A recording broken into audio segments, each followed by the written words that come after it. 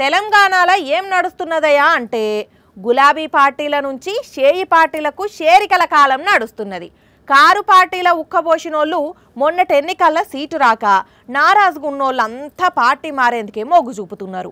ఈ 2 నెలల కాలంలో ఎవరెవరు పార్టీ మారింది, కండువాలు మార్చింది సూచనం. ఆల్రెడీ దాని గురించే రాష్ట్రంలో చర్చలు నడుస్తున్నాయి కదా. అయితే ఇప్పుడు ఇంకో పెద్ద వికెట్ పడబోతున్నది. పట్నం మహేందర్ రెడ్డి దంపతులు పార్టీ మారుడు దాదాపు ఖరారైంది. చివరి నిమిషంలో కేటీఆర్ ముంగడవాడి ఆపితే తప్ప ఇప్పటి వరకు జరగాల్సిందంతా జరిగిపోయింది. జరగబోయేది కూడా స్క్రిప్ట్ రెడీ అయింది. ఇక ఇదే విషయాన్ని ఫైనల్ చేసుకుంటేందుకు సీఎం రేవంత్ ను పట్నం సారు, సునీత మేడం వాళ్ళ కుమారుడు రినీష్ కలిసిండ్రు.